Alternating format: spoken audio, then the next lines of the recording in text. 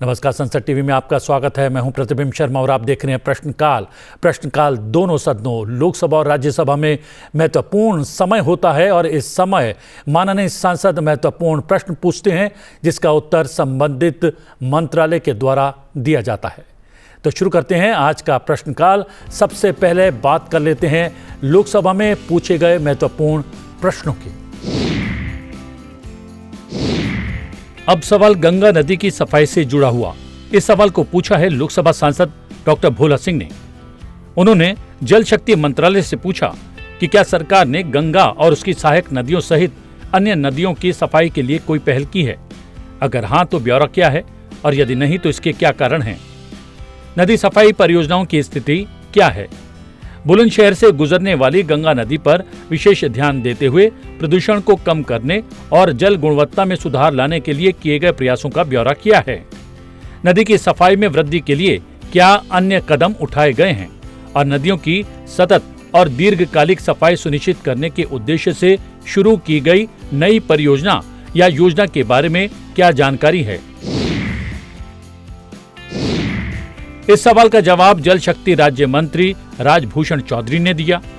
उन्होंने बताया कि जी हां, भारत सरकार द्वारा गंगा नदी और उसकी सहायक नदियों के संरक्षण के लिए वर्ष 2014-15 में मार्च 2021 तक 5 वर्षों के लिए 20,000 करोड़ रुपए के बजटीय परिव्यय से नमामि गंगे कार्यक्रम आरंभ किया गया था और 22,500 करोड़ रुपए के बजटीय परिव्यय से इसे आगे यानी मार्च 2026 तक बढ़ाया गया है। नमामि गंगे कार्यक्रम के तहत गंगा नदी की सफाई और संरक्षण कार्य करने के लिए विविध और समग्र कार्यकलाप शुरू किए गए हैं, जिनमें ई प्रवाह, ग्रामीण स्वच्छता, वनीकरण, जैव विविधता संरक्षण, जन भागीदारी सुनिश्चित करते हुए अपशिष्ट जल शोधन, ठोस अपशिष्ट प्रबंधन, नदी तट प्रबंधन के कार्य शामिल हैं। जून 2024 तक कुल 467 परियोजनाएं 39,080 करोड़ रुपए की अनुमानित लागत से शुरू की गई हैं, जिनमें से 292 परियोजनाएं पहले ही पूरी कर ली गई हैं और चालू कर दी गई हैं। कुल स्वीकृत परियोजनाओं में से 200 सीवरेज अवसंरचना परियोजनाएं 6,217 मिलियन लीटर प्रतिदिन की सीवेज शोधन संयंत्र क्षमता के सृजन और पुनर्स्थापन और लगभग 5,282 किलोमीटर सीवरेज नेटवर्क बिछाने के लिए 32,071 करोड़ रुपए की लागत से शुरू की गई है। इनमें से 120 सीवरेज परियोजनाएं 3,242 MLD की सीवेज शोधन संयंत्र क्षमता के सृजन और पुनर्स्थापन और 4,528 किलोमीटर सीवरेज नेटवर्क बिछाने के परिणाम स्वरूप पूरी कर ली गई हैं और चालू कर दी गई हैं। बुलंदशहर जिले में 2 सीवरेज अवसंरचना परियोजनाएं 605 MLD STP के सृजन और 79,091 किलोमीटर सीवरेज नेटवर्क बिछाने के लिए 124 करोड़ रुपए की अनुमानित लागत से स्वीकृत की गई हैं। ये दोनों परियोजनाएं पूरी कर दी गई हैं और चालू भी कर दी गई हैं।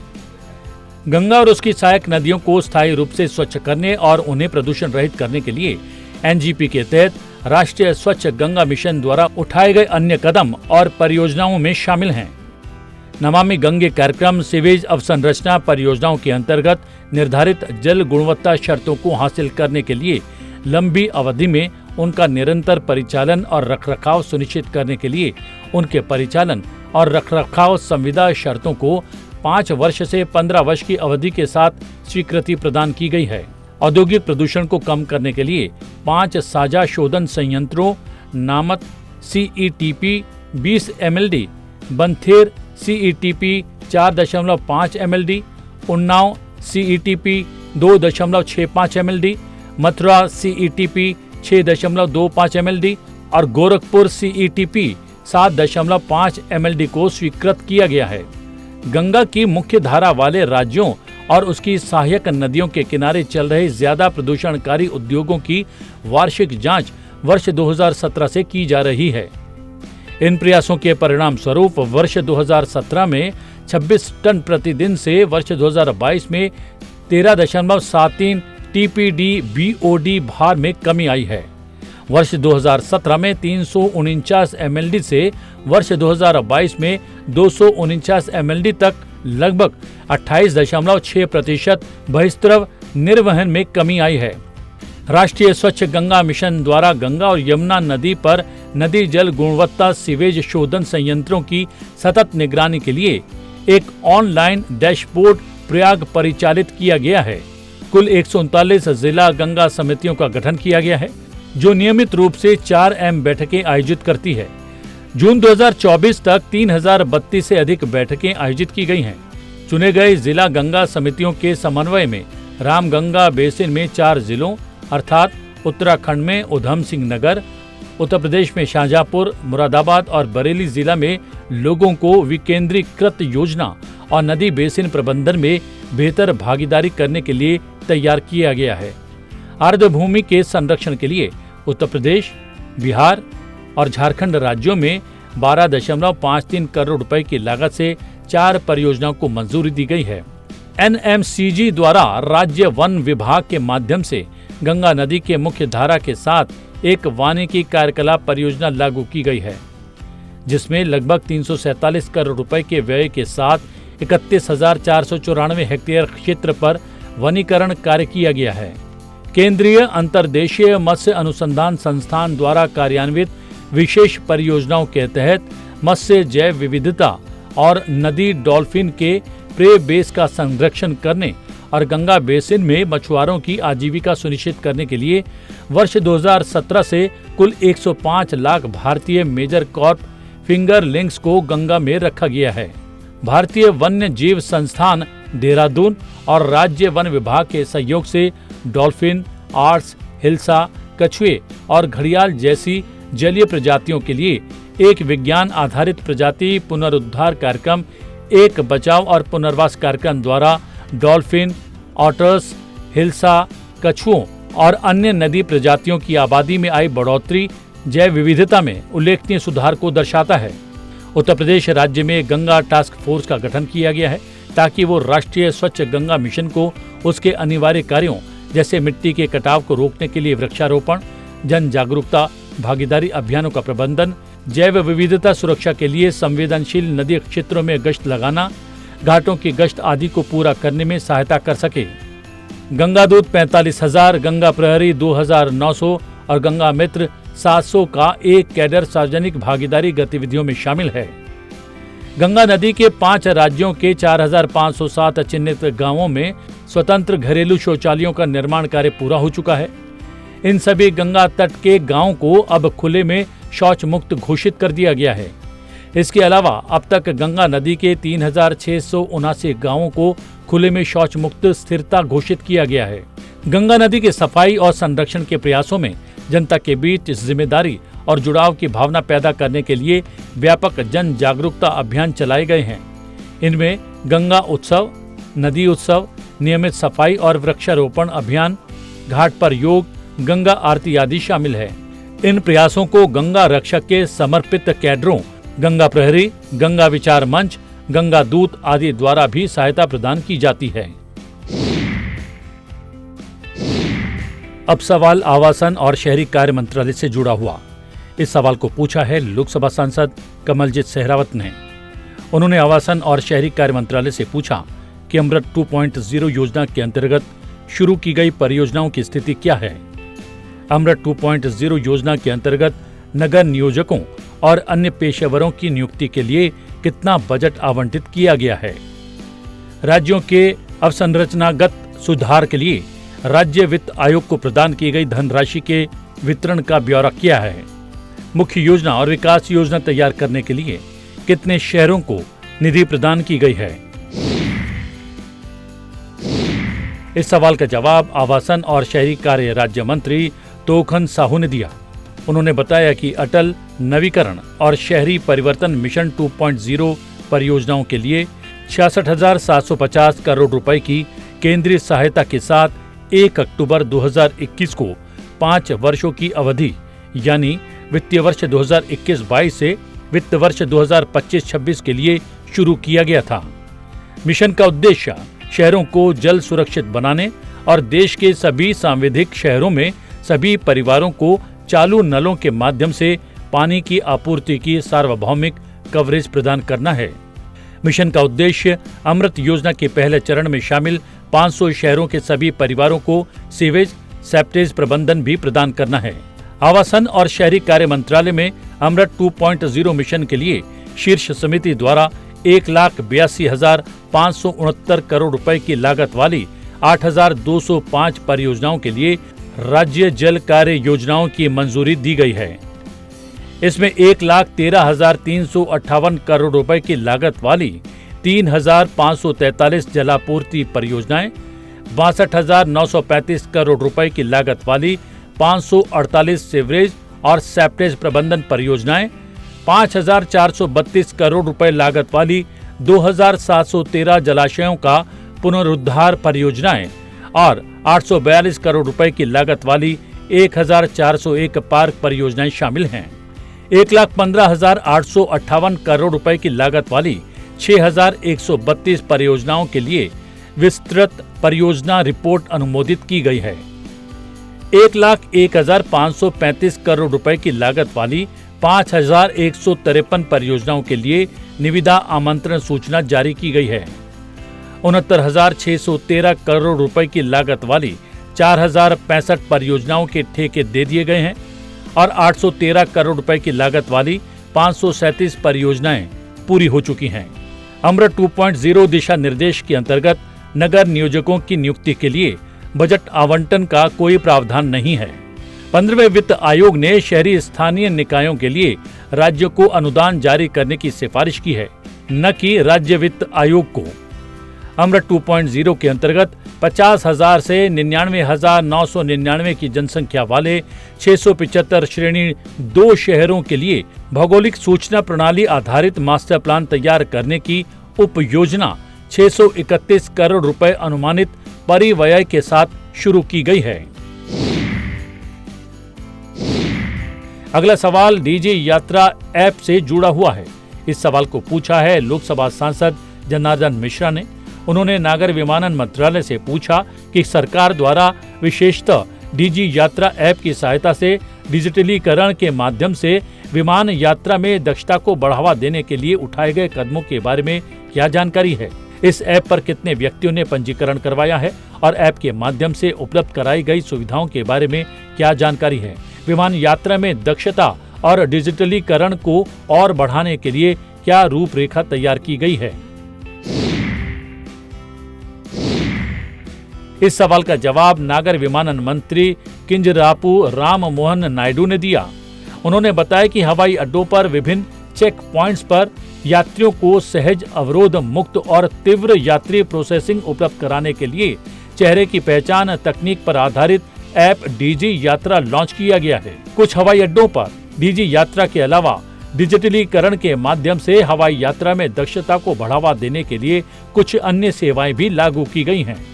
Self service check in kiosk, self service baggage drop, विश्वसनीय यात्री कार्यक्रम, जिससे भारतीय पासपोर्ट धारकों और भारत के अप्रवासी नागरिकों को ई गेट के माध्यम से निर्बाध प्रवेश की सुविधा मिलेगी। प्रतीक्षा समय का डिजिटल प्रदर्शन, प्रवेश द्वारों पर बोर्डिंग पास के लिए हाथ में पकड़ने योग्य 2D बारकोड स्कैनर वर्तमान में डीजी यात्रा मोबाइल एप्लीकेशन एंड्रॉयड और iOS दोनों प्लेटफॉर्म पर उपलब्ध है और इसे 43 लाख से अधिक उपयोगकर्ता द्वारा डाउनलोड किया गया है। यह ऐप यात्रियों को आधार का उपयोग करके अपने सत्यापन योग्य क्रेडेंशियल दर्ज करने और डेटा गोपनीयता सुनिश्चित करने के लिए अपने स्मार्टफोन पर अपनी व्यक्तिगत जानकारी रखने की सुविधा देता है। डीजी यात्रा ऐप का उपयोग हवाई अड्डों पर विभिन्न चेक पॉइंट्स पर यात्रियों के तेजी से आगे जाने को सक्षम बनाता है। हवाई यात्रा में दक्षता और डिजिटलीकरण में वृद्धि एक सतत प्रक्रिया है। डीजी यात्रा का विस्तार चरणबद्ध तरीके से किया जाना है। लोकसभा के बाद अब बात कर लेते हैं राज्यसभा में पूछे गए महत्वपूर्ण प्रश्नों की। अब सवाल ई अपशिष्ट के प्रभावी निपटान से जुड़ा हुआ। इस सवाल को पूछा है राज्यसभा सांसद डॉक्टर भीम सिंह ने। उन्होंने पर्यावरण, वन और जलवायु परिवर्तन मंत्रालय से पूछा कि पिछले 3 वर्षों में देश में राज्यवार कितनी मात्रा में ई अपशिष्ट उत्पन्न हुआ, उसमें से कितना पुनः चक्रित हुआ है। क्या सरकार ने ई अपशिष्ट के प्रभावी निपटान के लिए कोई ई अपशिष्ट प्रबंधन नियमावली प्रकाशित की है और क्या सरकार को जानकारी है कि उचित दिशा निर्देशों एहतियातों या मानदंडों के बिना कार्य कर रही अनौपचारिक ई अपशिष्ट प्रसंस्करण इकाइयों के कारण आसपास के क्षेत्रों में गंभीर पर्यावरणीय जोखिम उत्पन्न हुआ है। इस सवाल का जवाब पर्यावरण, वन और जलवायु परिवर्तन राज्य मंत्री कीर्तिवर्धन सिंह ने दिया। उन्होंने बताया कि विद्युत और इलेक्ट्रॉनिक उपस्कर अपने उपयोग अवधि समाप्ति के बाद जब वे ई अपशिष्ट बन जाते हैं तो अगर उन्हें वैज्ञानिक और पर्यावरणीय अनुकूल तरीके से संग्रहित और प्रसंस्कृत किया जाए तो इससे स्वास्थ्य और पर्यावरण को कोई नुकसान नहीं हो सकता। हालांकि यदि उपयोगी घटकों या सामग्री की पुनर्प्राप्ति के लिए प्रसंस्करण के लिए अवैज्ञानिक और अपरिष्कृत विधियों का उपयोग किया जाता है या यदि सामग्री को खुले में निपटाया जाता है तो इससे स्वास्थ्य जोखिम और पर्यावरण की क्षति हो सकती है। मंत्रालय ने ई अपशिष्ट प्रबंधन नियम 2016 को व्यापक रूप से संशोधित किया है और वर्ष 2022 में ई अपशिष्ट प्रबंधन नियम 2022 अधिसूचित किए गए हैं और उन्हें दिनांक 1 अप्रैल 2023 से लागू किया गया है। इन नए नियमों का उद्देश्य ई अपशिष्ट को पर्यावरण अनुकूल तरीके से प्रबंधित करना और ई अपशिष्ट के पुनर्चक्रण के लिए एक उन्नत विस्तारित उत्पादक उत्तरदायित्व की प्रणाली स्थापित करना है, जिसमें सभी निर्माताओं, उत्पादकों, नवीकरणकर्ताओं और पुनर्चक्रणकर्ताओं को CPCB द्वारा विकसित पोर्टल पर अपना पंजीकरण करना आवश्यक है। नए प्रावधान से अनौपचारिक क्षेत्र को व्यापार के लिए औपचारिक क्षेत्र में ले जाने में सुविधा होगी और पर्यावरण अनुकूल तरीके से ई अपशिष्ट का पुनर्चक्रण सुनिश्चित करेंगे। पर्यावरणीय क्षतिपूर्ति और सत्यापन तथा लेखा परीक्षा के प्रावधान भी शुरू किए गए हैं। इन नियमों में EPR व्यवस्था और ई अपशिष्ट के वैज्ञानिक पुनर्चक्रण निपटान के माध्यम से चक्रीय अर्थव्यवस्था को भी बढ़ावा मिलेगा। इसके अलावा केंद्रीय प्रदूषण नियंत्रण बोर्ड ने राज्य प्रदूषण नियंत्रण बोर्डों, प्रदूषण नियंत्रण समितियों को अनौपचारिक क्षेत्र में ई अपशिष्ट प्रसंस्करण कार्यकलापों की जांच करने के लिए समय समय पर नियमित अभियान चलाने की सलाह दी है। संबंधित SPCBS PCC द्वारा अभियान चलाने के लिए टीमों का गठन करने, नोटिस जारी करने, प्रचालन बंद करने, अनौपचारिक प्रसंस्करण करने पर ई अपशिष्ट को जब्त करने जैसी कार्रवाई की जा रही है। अगला सवाल वन्य जीव अभयारण्यों की गणना से जुड़ा हुआ है। इस सवाल को पूछा है राज्यसभा सांसद अरुण सिंह ने। उन्होंने पर्यावरण, वन और जलवायु परिवर्तन मंत्रालय से पूछा कि वन्य जीव अभयारण्यों की गणना के संबंध में कितने वर्षों के अंतराल पर सर्वेक्षण किए जाते हैं और ये सर्वेक्षण कब कब किए गए हैं। इन क्षेत्रों में ग्रामीण सड़कों के निर्माण के लिए अनापत्ति प्रमाण पत्र निर्गत करने में कितना समय लगता है। वर्तमान में ग्रामीण सड़क निर्माण के लिए कितने अनापत्ति निवेदन लंबित हैं और सरकार द्वारा त्वरित रूप से प्रमाण पत्र निर्गत करने के लिए उठाए गए कदमों का ब्यौरा किया है। इस सवाल का जवाब पर्यावरण, वन और जलवायु परिवर्तन राज्य मंत्री कीर्तिवर्धन सिंह ने दिया। उन्होंने बताया कि राज्य सरकारें अपनी प्रबंधन योजनाओं में किए गए उल्लेख के अनुसार या प्रशासनिक आवश्यकताओं के अनुसार वन्य जीव अभयारण्यों से संबंधित सर्वेक्षण करती है। राष्ट्रीय व्याघ्र संरक्षण प्राधिकरण पूरे देश में अखिल भारतीय आकलन का प्रबंधन करता है और प्रत्येक 4 वर्षों में इसका डेटा भी जारी करता है। गुजरात राज्य सरकार प्रत्येक 5 वर्ष में एशियाई शेरों की गणना कराती है। देश में बाघ और एशियाई शेरों की संख्या के आकलन का ब्यौरा निम्नानुसार है। 2010 में एशियाई शेरों की संख्या 411 थी। 2015 में एशियाई शेरों की संख्या बढ़कर 523 हुई। 2020 में एशियाई शेरों की संख्या 674 थी। इसी तरह 2014 में बाघों की संख्या 2226 थी। वहीं 2018 में बाघों की संख्या 2967 थी। इसी क्रम में 2022 में बाघों की संख्या 3682 थी। मंत्रालय अभयारण्यों में ग्रामीण सड़कों के निर्माण के लिए अनापत्ति प्रमाण पत्र जारी नहीं करता है। मंत्रालय अभयारण्यों, राष्ट्रीय उद्यानों, बाघ रिजर्वों और बाघ गलियारों के भीतर के क्षेत्रों के संदर्भ में राज्य, संघ राज्य क्षेत्र के प्रशासनों द्वारा प्रस्तावित परियोजनाओं के संबंध में राष्ट्रीय वन्य जीव बोर्ड या उसकी स्थायी समिति की अनुशंसाओं स्वीकृतियों से उन्हें अवगत कराता है। अगला सवाल डाक बैंकिंग सेवाओं को बढ़ावा देने से जुड़ा है। इस सवाल को पूछा है राज्यसभा सांसद नरहरि अमीन ने। उन्होंने संचार मंत्रालय से पूछा कि देश में वर्तमान में कितने डाक बैंक यानी इंडिया पोस्ट पेमेंट बैंक कार्यरत हैं। सरकार द्वारा डाक बैंकों के माध्यम से कौन कौन सी सेवाएं प्रदान की जाती हैं। डाक बैंकों की सेवाओं को बढ़ावा देने के लिए क्या प्रावधान किए गए हैं। इन बैंकों के माध्यम से सरकारी योजनाओं के विस्तार के लिए क्या प्रावधान किए गए हैं और अब तक झारखंड राज्य में इस योजना के माध्यम से कितने व्यक्ति लाभान्वित हुए हैं। इस सवाल का जवाब संचार एवं ग्रामीण विकास राज्य मंत्री डॉक्टर पेम्मासानी चंद्रशेखर ने दिया। उन्होंने बताया कि डाक विभाग के अधीन केवल एक भुगतान बैंक यानी इंडिया पोस्ट पेमेंट बैंक स्थापित किया गया है। इस बैंक की 650 शाखाएं हैं और डाकघर नेटवर्क के माध्यम से 1.62 लाख से अधिक विक्रय केंद्र हैं।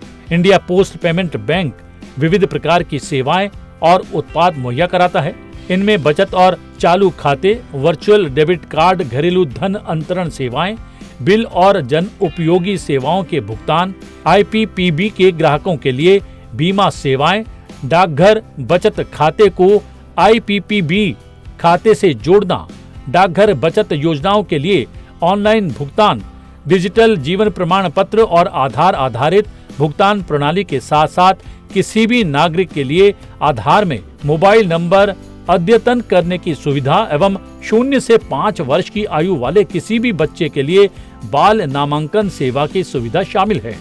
जनता को IPPB सेवाओं की उपलब्धता के बारे में जानकारी प्रदान करने के लिए सभी डाकघरों में IPPB के संकेत चिन्ह लगाए जा रहे हैं।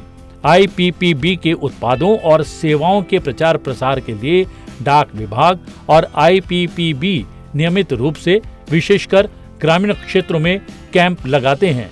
विजुअल और प्रिंट मीडिया के साथ साथ रेडियो जिंगल्स और सोशल मीडिया के माध्यम से भी विभिन्न प्रकार के जागरूकता एवं मीडिया अभियान चलाए जाते हैं। IPPB के हस्तचालित मोबाइल उपकरणों की मदद से प्रत्यक्ष लाभांतरण, लाभार्थियों को भुगतान की सुविधा, डिजिटल जीवन प्रमाण पत्र जारी करना और आधार में मोबाइल नंबर अद्यतन करना जैसी सेवाएं लोगों के द्वार पर उपलब्ध कराकर आमजन की सरकारी सेवाओं तक पहुंच में विस्तार किया जा रहा है। झारखंड में IPPB ने 18.42 लाख बचत खाते खोले हैं। 4.71 लाख ग्राहक प्रत्यक्ष लाभांतरण के लाभार्थी हैं। इसके अलावा 30 जून 2024 की स्थिति के अनुसार 7 लाख ग्राहकों को आधार आधारित सेवाएं मुहैया कराई गई हैं। अब सवाल राज्यसभा से जुड़ा हुआ। ये सवाल जुड़ा है परमाणु ऊर्जा से बिजली उत्पादन में वृद्धि से। इस सवाल को पूछा है राज्यसभा सांसद संत बलबीर सिंह ने। उन्होंने परमाणु विभाग से पूछा कि सरकार द्वारा परमाणु ऊर्जा से पंजाब राज्य सहित देश में विद्युत उत्पादन बढ़ाने के लिए उठाए जा रहे या भविष्य में उठाए जाने वाले कदमों के बारे में क्या जानकारी है और क्या सरकार ने परमाणु ईंधन के आयात पर निर्भरता को कम करने के लिए कोई विशेष उपाय किए हैं। इस सवाल का जवाब प्रधानमंत्री कार्यालय में राज्य मंत्री डॉक्टर जितेंद्र सिंह ने दिया। उन्होंने बताया कि वर्तमान में स्थापित क्षमता को 8,180 मेगावाट से बढ़ाकर वर्ष 2031-32 तक 22,480 मेगावाट करने के लिए एक क्षमता संवर्धन कार्यक्रम जारी है। हाँ, परमाणु ऊर्जा विभाग की एक संगठक इकाई परमाणु खनिज अन्वेषण एवं अनुसंधान निदेशालय का अधिदेश देश में यूरेनियम के खनिज स्रोतों का अभिनिर्धारण, मूल्यांकन और संवर्धन करना है। यूरेनियम स्रोतों की अबाधित स्वदेशी आपूर्ति और शीघ्र संवर्धन सुनिश्चित करने के लिए AMD अत्याधुनिक प्रौद्योगिकी का उपयोग करके देश के अभी निर्धारित महत्वपूर्ण क्षेत्रों में एकीकृत और बहुविषयी अन्वेषण कर रहा है।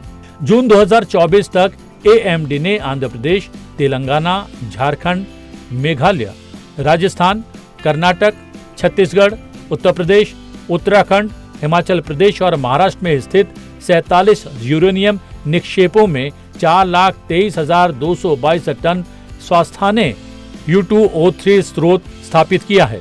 परमाणु ऊर्जा विभाग के अधीन सार्वजनिक क्षेत्र का उपक्रम uranium corporation of India limited रिएक्टरों के लिए स्वदेशी नाभिकीय ईंधन की आपूर्ति बढ़ाने के लिए झारखंड, आंध्र प्रदेश, कर्नाटक, राजस्थान राज्यों में नए निक्षेपों को खोलने के लिए सक्रिय रूप से अनुसरण कर रहा है। घरेलू यूरेनियम के उत्पादन में योजनाबद्ध वृद्धि से विदेशी यूरेनियम आपूर्तियों पर निर्भरता कम होगी। झारखंड, आंध्र प्रदेश, कर्नाटक और राजस्थान राज्यों में नए निक्षेपों को खोलने के लिए पूर्व परियोजना गतिविधियां क्रियान्वयन के लिए विभिन्न चरणों में हैं। ये सवाल जुड़ा है वनों से। इस सवाल को पूछा है राज्यसभा सांसद डॉक्टर सुमेर सिंह सोलंकी ने। उन्होंने पर्यावरण, वन और जलवायु परिवर्तन मंत्रालय से पूछा, सरकार द्वारा वनाच्छादित क्षेत्र में हो रही निरंतर गिरावट को रोकने के लिए क्या उपाय किए जा रहे हैं?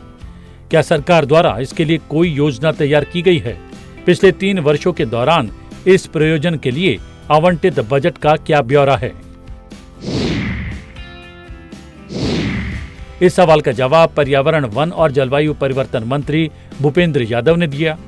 उन्होंने बताया कि इस मंत्रालय का अधीनस्थ संगठन भारतीय वन सर्वेक्षण देहरादून वर्ष 1987 से देश के वनाच्छादित क्षेत्र का द्विवार्षिक रूप से आकलन कर रहा है और इसके निष्कर्ष भारत वन स्थिति रिपोर्ट में प्रकाशित किए जाते हैं। वनाच्छादित क्षेत्र का आकलन गहन प्रत्यक्ष सत्यापन द्वारा समर्थित सुदूर संवेदन और राष्ट्रीय वन सूची से क्षेत्रीय आंकड़ों पर आधारित एक वॉल टू वॉल मानचित्रण की प्रक्रिया है। नवीनतम ISFR 2021 के अनुसार देश का कुल वनाच्छादित क्षेत्र 7,13,789 वर्ग किलोमीटर है, जो देश के भौगोलिक क्षेत्र का 21.71% है। बीते दशक में देश का वनाच्छादित क्षेत्र निरंतर रूप से बढ़ा है। ISFR 2011 की तुलना में ISFR 2021 के आकलन में वनाच्छादित क्षेत्र में 21,762 वर्ग किलोमीटर की वृद्धि दर्ज की गई है। देश में वनाच्छादित क्षेत्र में और अधिक वृद्धि करने के लिए सरकार ने राष्ट्रीय हरित भारत मिशन, वन्य जीव पर्यावासों का एकीकृत विकास, प्रतिपूरक वनीकरण निधि प्रबंधन एवं आयोजना प्राधिकरण, नगर वन योजना और ETF जैसी विभिन्न स्कीमों और कार्यक्रमों के तहत निधियां प्रदान की हैं। इन निधियों से वन क्षेत्रों में और उनके बाहर वनीकरण, वन भूदृश्य की पुनर्बहाली, पर्यावास सुधार, मृदा एवं जल संरक्षण उपायों और सुरक्षा आदि के माध्यम से पारिस्थितिकीय पुनर्बहाली के लिए राज्यों और संघ राज्य क्षेत्रों के प्रयासों में सहायता प्रदान की जाती है।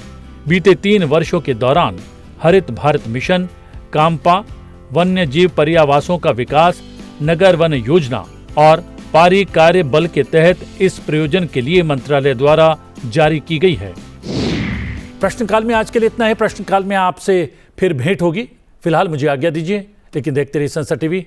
नमस्कार।